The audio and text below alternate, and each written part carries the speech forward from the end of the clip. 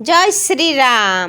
আজকে আমি শেয়ার করব আপনাদের সঙ্গে অযোধ্যার আর কিছু সুন্দর সুন্দর দর্শনীয় স্থলের বিষয়ের। চলুন আমি আপনাদেরকে দেখাচ্ছি। ইয়ে হচ্ছে তুলসী উদ্যান, অযোধ্যাতে অবস্থিত তুলসী উদ্যান। ইয়ে দেখুন কত সুন্দর তুলসী উদ্যান হয়েছে, অনেক বড় জায়গাতে বানানো হয়েছে। এই দেখুন ইয়ে হচ্ছে তুলসী দাসের স্ট্যাচু, এটা হলো ওনার মন্দির। এই দেখুন কত সুন্দর জায়গা, এখানে বাচ্চাদের জন্য পার্কের সুবিধাও আছে। আর আমার ছেলেও ওখানে সব কিছু দেখছিল, আপনাদের সঙ্গে এইসব আমি শেয়ার করছি। এই দেখুন গাইজ, এখানে হনুমান ভর্তি। এ দেখুন হনুমানের কারুকার্য, ওকে লোকদেরকে ভয়ও পাচ্ছে না, কাছে কাছেই ঘুরছে।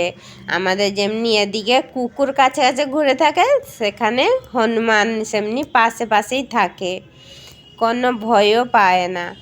আর এ দেখুন ইয়ে হচ্ছে সবথেকে বড় তুলসী দাসের উদ্যানতে মন্দির, সেটা আছে, খুব সুন্দর হয়েছে। এই দেখুন ইয়ে হচ্ছে তুলসী দাসজি, ওনার স্ট্যাচু এখানে আছে। খুব সুন্দর জায়গাটা এখানে ছিল, আর ওর কারুকার্যও খুব দারুণ ছিল। আর আমাদের এখানে এসে অনেক সময় ঘুরে গেছিলাম আমরা।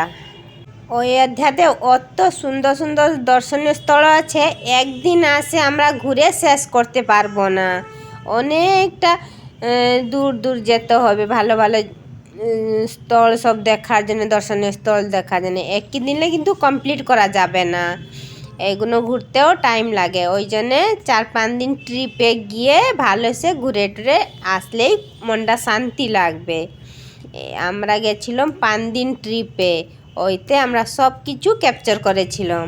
এখানে গেলাম আমরা তুলসী দাস উদ্যানে গেছিলাম ঘুরতে, এরপর গেছিলাম বাল্মীকি ভবন।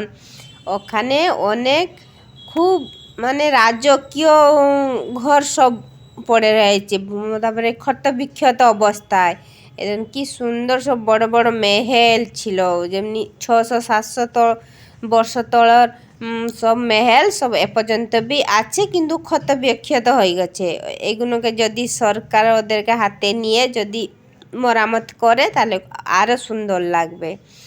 এসব হচ্ছে রাজা মহারাজাদের আমলের ঘর, সব রাজকীয় সব বাড়ি সব ক্ষত বিক্ষত অবস্থায় পড়ে আছে। এগুলো কত সুন্দর কারুকার্য, কিন্তু খুব সুন্দর ছিল।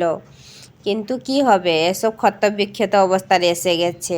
একে যদি কিছু একটা মতলব এসব রাজকীয় সব মেহেলগুলোকে যদি ভালোভাবে রিপেয়ার করা হয় তাহলে খুব সুন্দর লাগবে।